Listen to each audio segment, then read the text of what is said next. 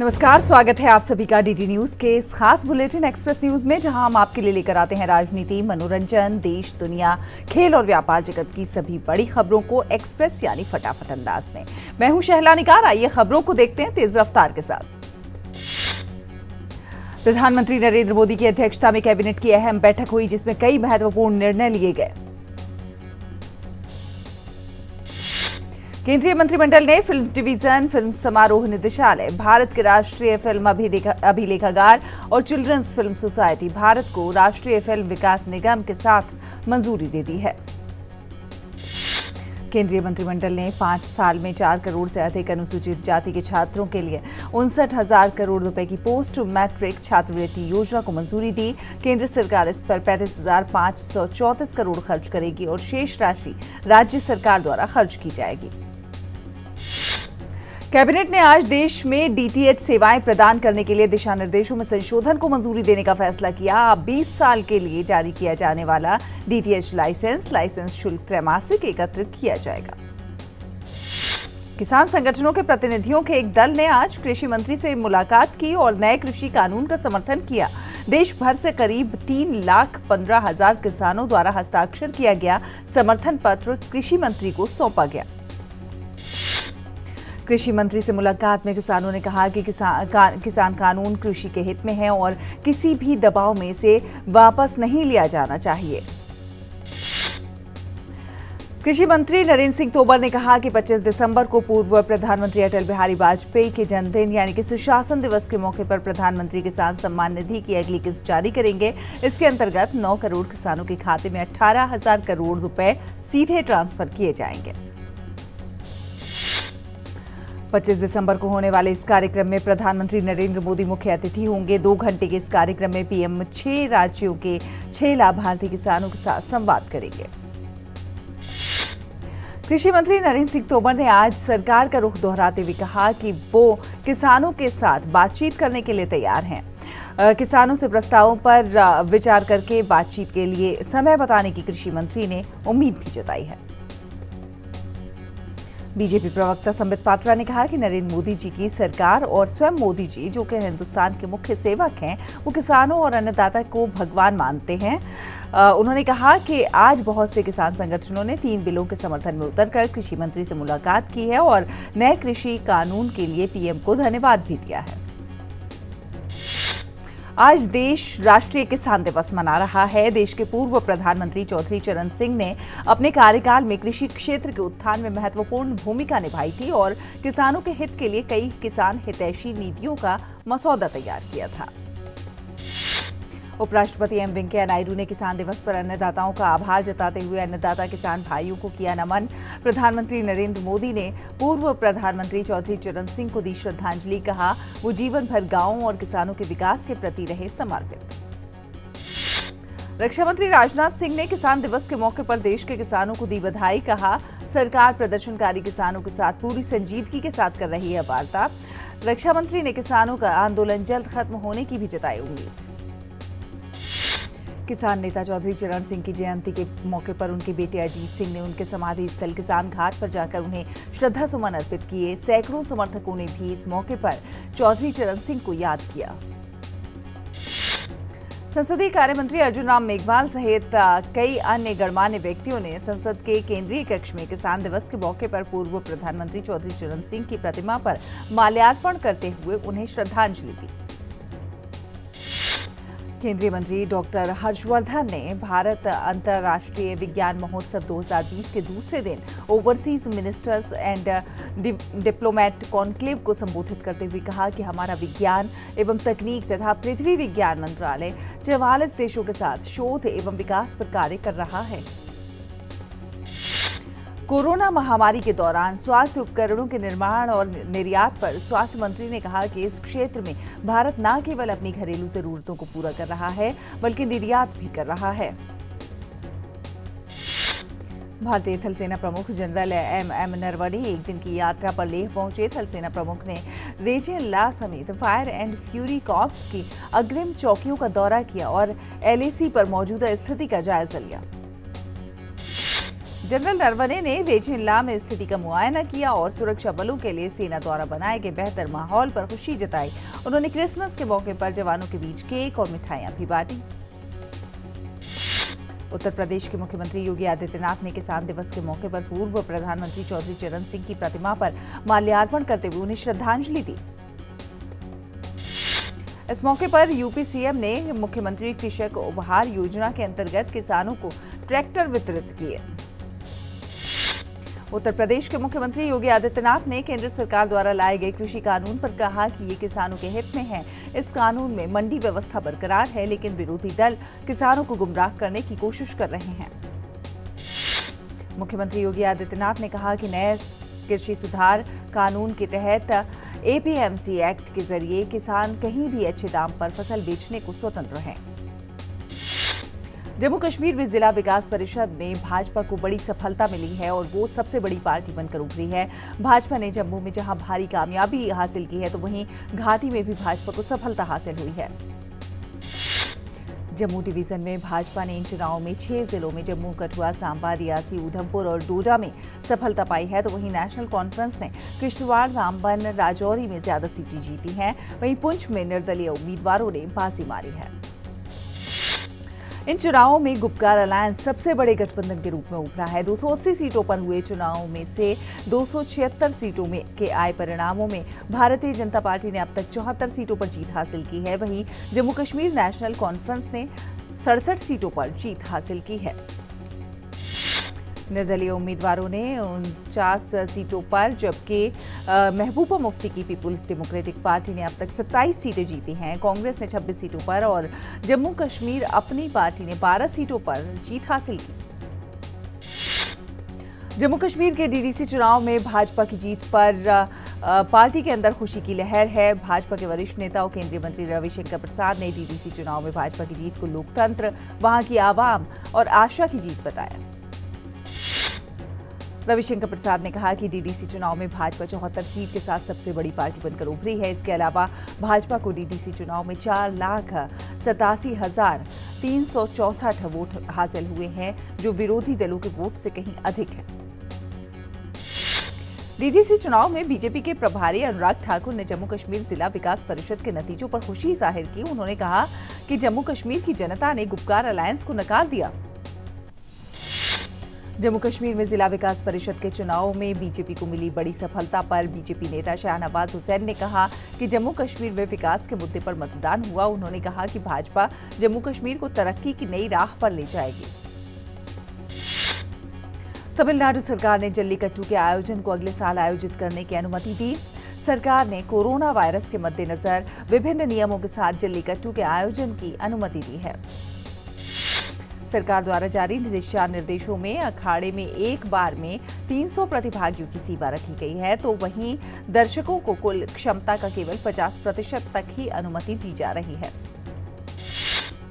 इस आयोजन में सभी बैल मालिकों और प्रतिभागियों को कोविड-19 परीक्षण से गुजरना होगा, जबकि सभी दर्शकों के लिए थर्मल स्कैनिंग आवश्यक होगी। फेस मास्क हर किसी के लिए अनिवार्य होगा।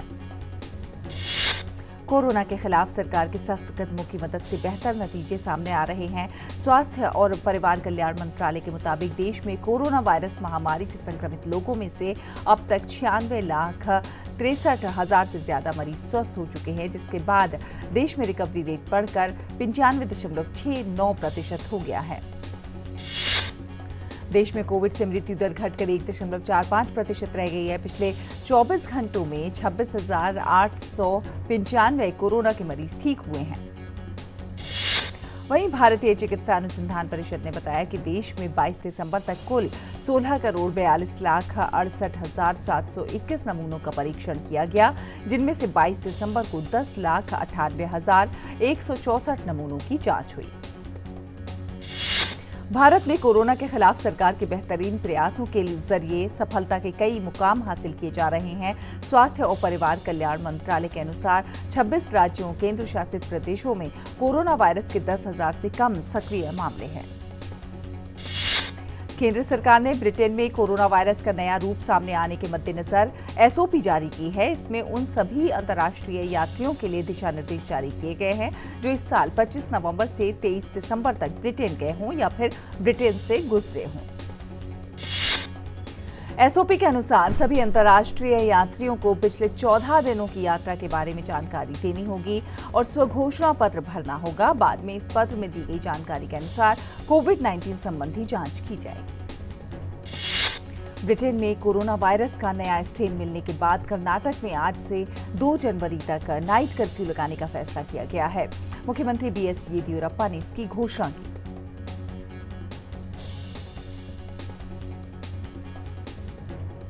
बिहार में कोविड-19 के टीकों के रखरखाव और भंडारण के लिए पटना के Nalanda medical college and hospital में टीका भंडारण केंद्र बनाया जा रहा है। एनएमसीएच के अधीक्षक डॉक्टर विनोद कुमार ने कहा है कि केंद्र में वॉक इन कूलरों में लगभग टीकों की 35 लाख खुराकों का भंडारण किया जाएगा।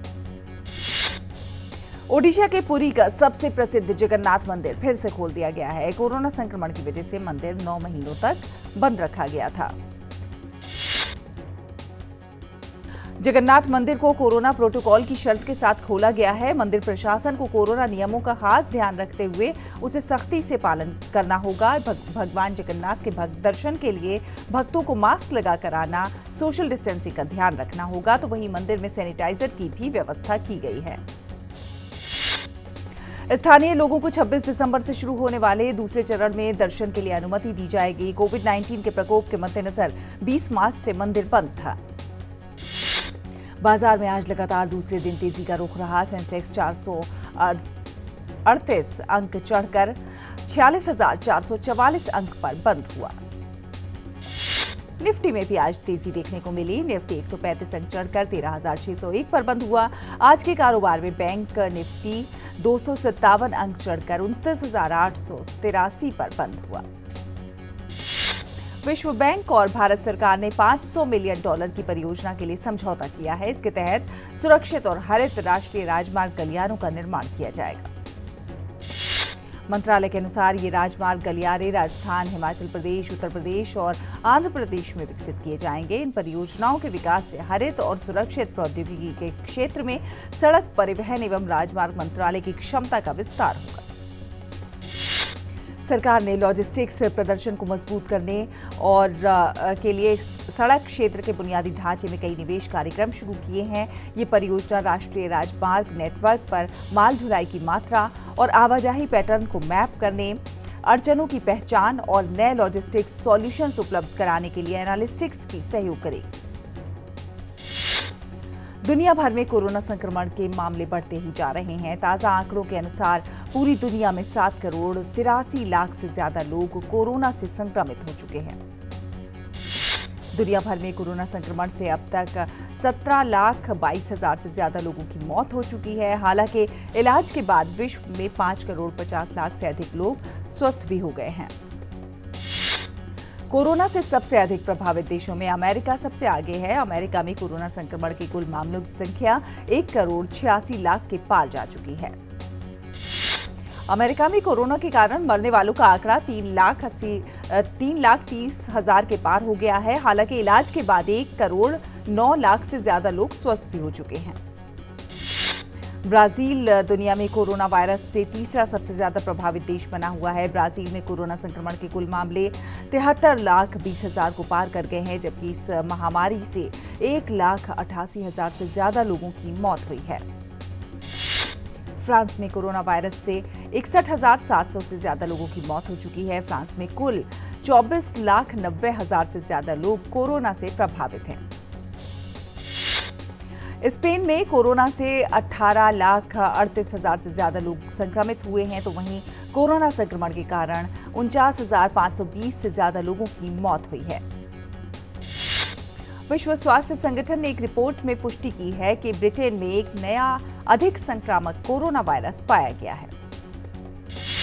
रिपोर्ट में बताया गया है कि प्रारंभिक विश्लेषण इंगित करता है कि ब्रिटेन में पाया गया नया संक्रमण पिछले वायरस की तुलना में 40 से 70% तक अधिक फैलने की क्षमता रखता है।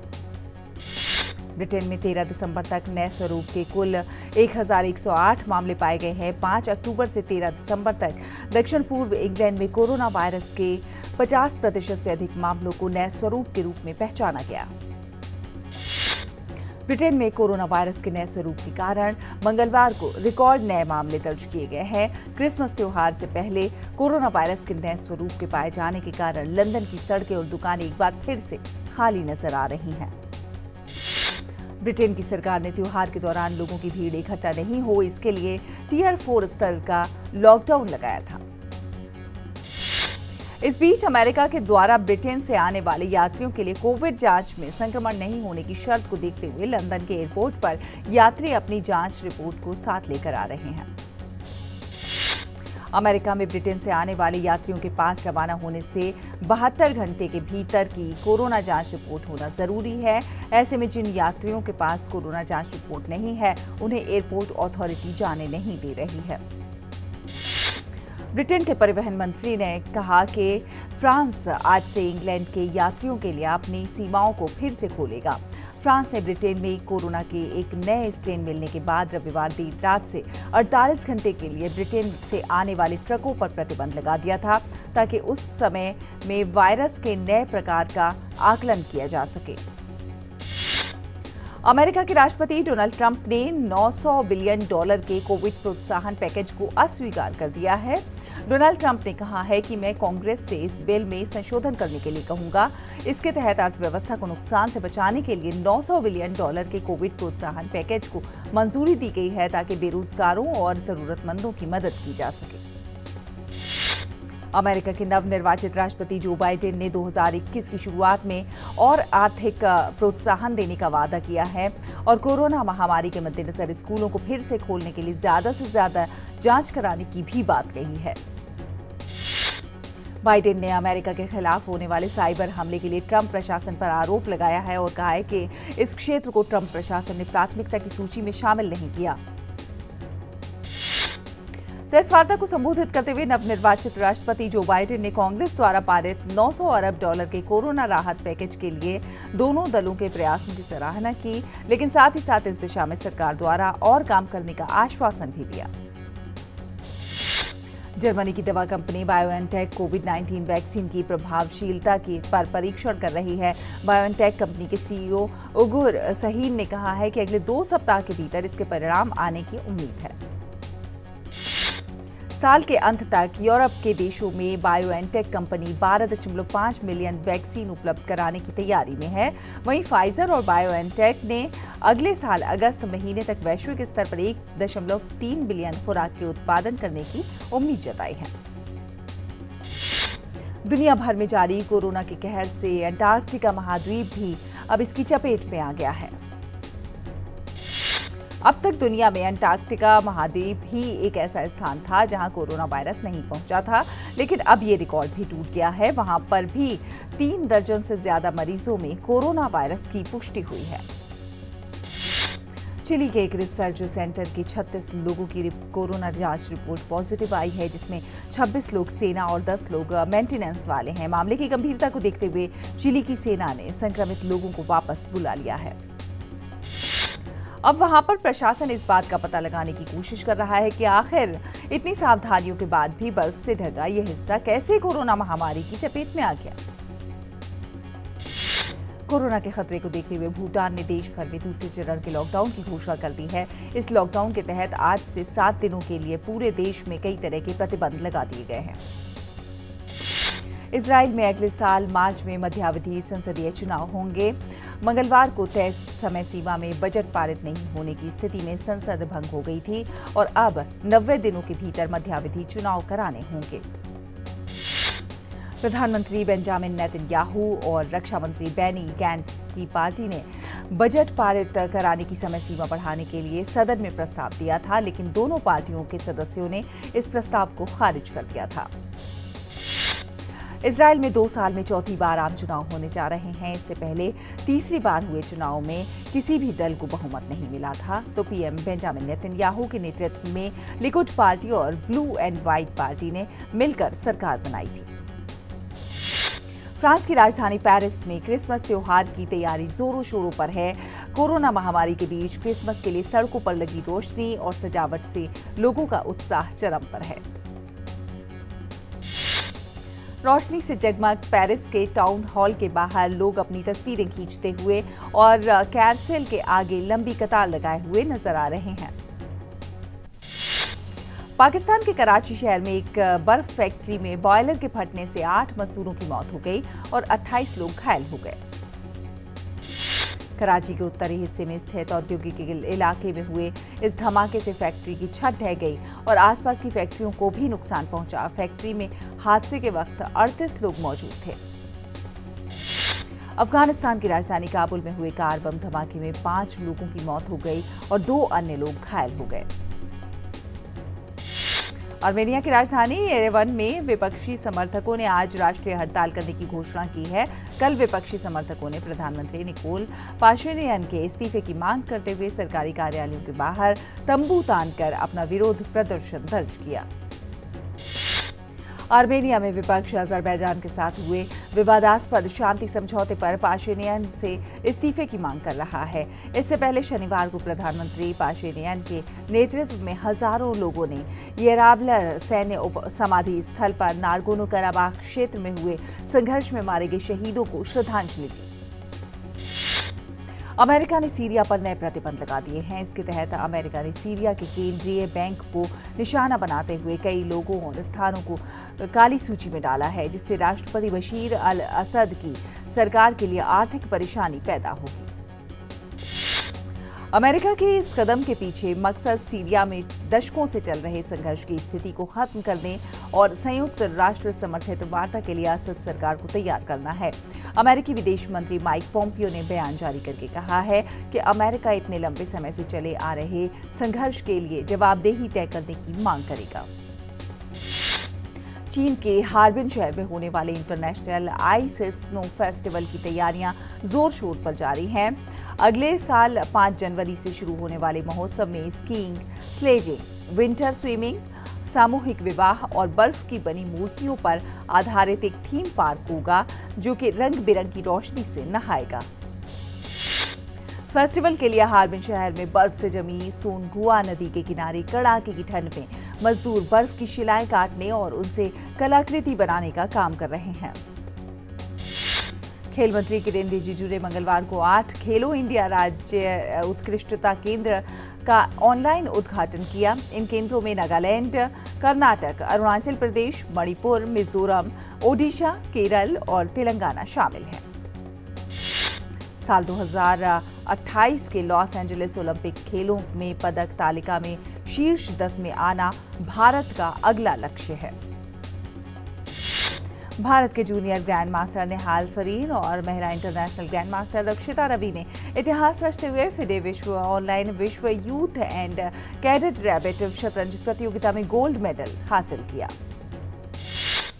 लायनल मेसी ने अपने क्लब बार्सिलोना की तरफ से 644वां गोल करने के साथ ही महान फुटबॉलर पेले का किसी एक क्लब की तरफ से सर्वाधिक गोल करने का रिकॉर्ड भी तोड़ डाला है। मेसी ने रियाल बेलेडोलिड के खिलाफ हुए मैच में 65वें मिनट में गोल करके ये उपलब्धि हासिल की है। बार्सिलोना ने ये मैच 3-0 से अपने नाम किया। एटलेटिको मैड्रिड ने ला लीगा के शीर्ष पर 3 अंक की बढ़त बना ली है। एटलेटिको ने रियल सोसिदाद को मात दी है। मौजूदा चैंपियन मैनचेस्टर सिटी ने EFL कप के सेमीफाइनल में आर्सेनल को 4-1 से मात दी। सिटी लगातार चौथी बार EFL कप जीतने की कोशिश में जुटी हुई है।